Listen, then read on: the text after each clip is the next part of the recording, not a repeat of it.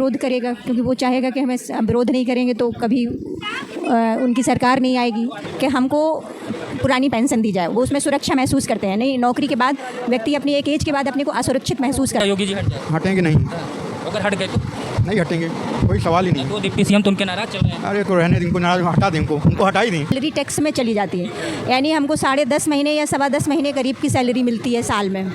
तो ये ट्रेन में बैठे हैं तो इसलिए आगे चल रही है। बिफोर पहुँच गई हर जगह। डॉक्टर बबीता जैन। तो ये बताइए कि इस सरकार में, उत्तर प्रदेश की सरकार में, अभी लोकसभा चुनाव तो हो गया, अब विधानसभा के 10 सीटों पे उपचुनाव होने वाला है। लोकसभा की स्थिति देख ही रही है। क्या लग रहा है कि इस बार मोदी जी को काम नहीं करने दे रहा विपक्ष? जिस तरीके से प्रधानमंत्री कह रहे हैं कि प्रधानमंत्री के 2 घंटे तक लगातार लोकसभा में विपक्ष ने आवाज़ दबाया और राज्यसभा में जब बोलने गए तो वॉकआउट कर गया। क्या विपक्ष ही नहीं चाहता है कि संसद चले? जो भी सत्ता में होगा तो विपक्षी हमेशा उसका विरोध करेगा, क्योंकि वो चाहेगा कि हमें विरोध नहीं करेंगे तो कभी उनकी सरकार नहीं आएगी। लेकिन व्यक्ति को ये देखना चाहिए कि हमारे देश का ओवरऑल विकास जो हो रहा है वो तो मोदी सरकार में हो रहा है।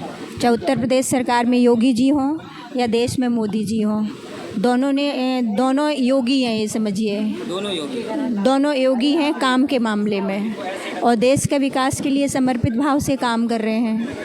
और कोई भी फील्ड हो, चाहे देश की सुरक्षा से लेके हो, चाहे शिक्षा के क्षेत्र में हो, सब जगह काम कर रहे हैं। कमियां हर सरकार में होती हैं, लेकिन योगी जी की सरकार में बार बार कहा जा रहा है महिला सशक्तिकरण और महिला की सुरक्षा के बारे में लेके, अपराध को लेके।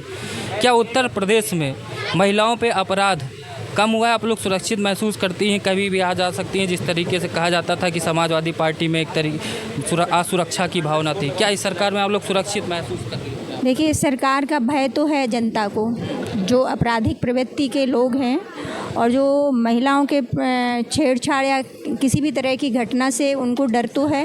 तो पहले की अपेक्षा तो अब इस समय तो ज़्यादा सुरक्षा महसूस करते हैं। और थोड़े बहुत अपराध तो चूँकि वो मनुष्य का भाव प्रवृत्ति है तो उसको रोक पाना तो बहुत मुश्किल है हर किसी के लिए। अभी बजट आया होगा, बजट तो देखा ही होगा, तो बजट में भी अभी उत्तर प्रदेश को एक तरीके 2,33,000 करोड़ रुपया दिया गया जो उनका जीएसटी का हक आता है। लेकिन बार बार विपक्ष कह रहा है कि 15 बार जो है बिहार का नाम और 5 बार आंध्र प्रदेश का नाम लेके सारा बजट दोनों प्रदेशों को दे दिया गया। क्या आपको लगता है कि ये सरकार बचाओ बजट था?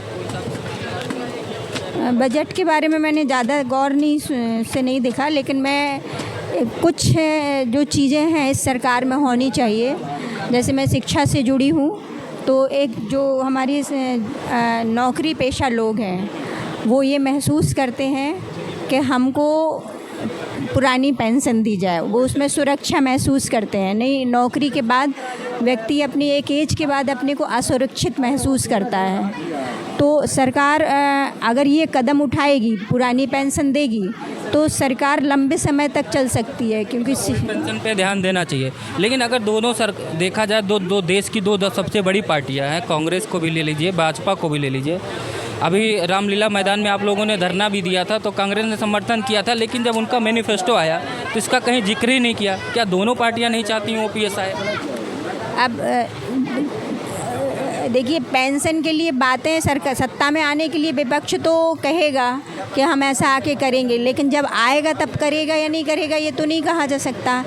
दूसरा जो कमी मुझे एक और महसूस लगती है कि जो टैक्स है वो, जैसे हम लोगों की सैलरी कट कम से कम 1.5 से 2.25 महीने की सैलरी टैक्स में चली जाती है, यानी हमको 10.5 महीने या 10.25 महीने करीब की सैलरी मिलती है साल में। तो ये मतलब मुझे मिलती है, पूरे देश में सभी का वही गणित होगा, जिसकी जैसी इनकम होगी उसकी उस तरह से सैलरी टैक्स में चली जाती है। इस पर सरकार को ध्यान देना चाहिए कि कम से कम और सुविधाएं, जिनका पोस्ट ऐसी नहीं है जो सिर्फ सैलरी पे जीते हैं और उनकी इतनी अधिक सैलरी टैक्स में चली जाएगी और फिर हर चीज़ में अलग से टैक्स लगता है। नौकरी पे तो जो सैलरी मिलती है उस पे मिलता है, फिर आप जो भी परचेज करते हैं वो हर चीज़ पर टैक्स देते हैं। तो अगर आपके बैंक में पैसा भी जमा है उस पैसे पे भी टैक्स कट जाता है, और जबकि हमको जो सैलरी मिल रही है वो तो पहले से टैक्स पे ही मिल रही है। तो ये सारी चीज़ों को सरकार को देखना चाहिए, जो बहुत बड़ा इशू है, और सारी नौकरी पेशा लोग इससे दुखी रहते हैं। क्या कहेंगे, कहाँ से जा रहे हैं पापा? सुल्तानपुर सुल्तानपुर जा रहे हैं, क्या करते हैं? बिजनेस करते हैं। बिजनेस कर रहे हैं। सरकार से खुश हैं कि नहीं? खुश हैं।